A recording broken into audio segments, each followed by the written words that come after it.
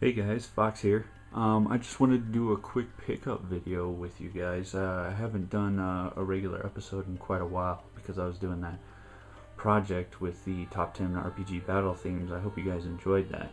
But for this episode, I'm just going to talk about probably the last pickups for the last month, I would say. So, anyways, I hope you guys enjoy. Alright guys, first up is something that I've been meaning to pick up for quite a long time, and especially since I've been picking up quite a few PSP games lately, and that's the PSP 3000. I've been waiting to get one for a while. It's been on my to-do list. Hey, I need to pick up one of these because all I had was the original PSP 1000. I have to say, when I first pulled this out of the box and compared it to my 1000, the first thing I noticed was the weight difference. This thing is so much lighter. The screen is way better. That's pretty much it. But both of those things considering, makes this definitely worth it, especially if you're just an owner of the original 1000 model. Next up is only my second title that I've picked up for the Vita, because to be honest, there's not a lot of titles that have been super interesting to me quite yet. But Gravity Rush definitely interested me in on the Vita, and I have to say, this game is amazing. It's very fun, it's very different, the controls are magnificent, and the story is great, and you really learn to love the main character, Cat, right there. Yeah, in the game, and you run around, you manipulate gravity so you can make her walk on walls, ceilings, all of that. Make her float on the world, and then have her control the gravity to where she can just fly into enemies and kick them and kill them. Really good game, probably a must-have for Vita owners. Next up, for the PSP, I picked up a brand new game made by Sting, and published by Atlas, and that's Gungnir, or Gungnir. I don't know which one's the proper pronunciation of it, but this is a very heavy strategic tactical RPG. Some people have some problems with the way the combat works, but I'm not sure yet. As you can see, it's still sealed, so I haven't quite opened it yet. I'm going to, but I'll show you what handheld. Besides Gravity Rush, I'm already playing an additional handheld on top of that. I don't think I could juggle 3 handheld games at once. It's just too difficult.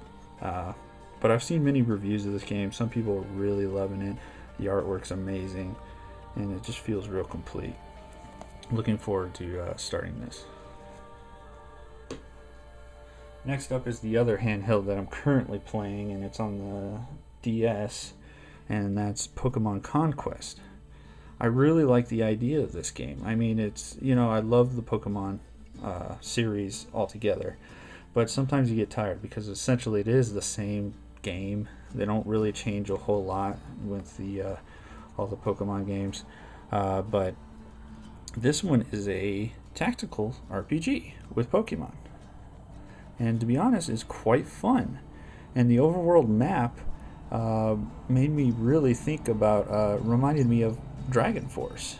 The way you had different castles, and you have generals in those castles, and you can train your Pokemon at the castles or get gold so you can buy equipment and potions and stuff like that. But it's just a lot of fun and change of pace for the Pokemon franchise. And I have to say, who did it? Tecmo Koei. I think that's how you pronounce it, Kioi or something. They're the ones who developed the game, and I think they did a fantastic job. For all you Pokemon fans out there, I definitely suggest you pick this title up. Next up is something I wanted a long time ago, but I decided, I'm going to wait until it goes on sale, to roughly about, $20. And that's Alice Madness Returns for the Xbox. And as you can see right there, I picked it up for exactly $20, right where I wanted to pay for this game. I've heard mixed reviews on it, and I heard some people are just rough on it because they just compare it to too many things and not just let it be its own game. But I'm looking forward to starting this one up, which might be a little while, you know, because I got some more RPGs coming later on this month, so it might be a while before I get to dive into this one, but I'm glad to have it in my collection and ready to play once I decide that I'm bored with some games. And lastly, for the pickups, I have a game that I was actually looking forward to. I'm a fan of the series. I've beaten the first 2 games in the series, and I was really looking forward to this one because supposedly they made a lot of improvements to it over the previous 2 entries, and that's Record of Argus War 2. What's interesting about this one, though, this one is exclusively on the PS3, and the first Argus War was exclusively on the Xbox 360, and then Argus War 0 was on both systems. And something that I don't really understand is this right here, that it has Move compatible. I don't know what you would really do or have to think that you need to use Move for in a strategy RPG game, but whatever. This is a limited edition, and it comes with some items. This is supposed to, I can't remember, but I think this directly takes place after the first game, but not 0. I think 0 was a prequel to the first game. This is the limited edition, and let me show you something. This is a problem that I sometimes have with pre-ordering games on Amazon, and that's that as you can see that the box is crushed on multiple spots. See how it's beat up on the corners. There's another crease line. I'm gonna have to take this box apart and squash it for a while to try to get its shape back. Amazon shipped this in one of those soft envelope things, and that's stupid as hell, because obviously it's gonna get crushed. This should have been put in a damn box, and it kind of makes me mad, but I guess that's the downfall with sometimes pre-ordering online. So let's find out what's inside this box. And the box is actually really flimsy, so I could see why it did crease a lot, though. First up, we have the game. See, there's a different cover right here. Let me change the camera here. There's a different cover than what was on the front of the box. It looks like it has the same back, though. We also have, looks like an art book, I guess. Heroic Trials from the Lands of Agris. It has some of the girls from the game.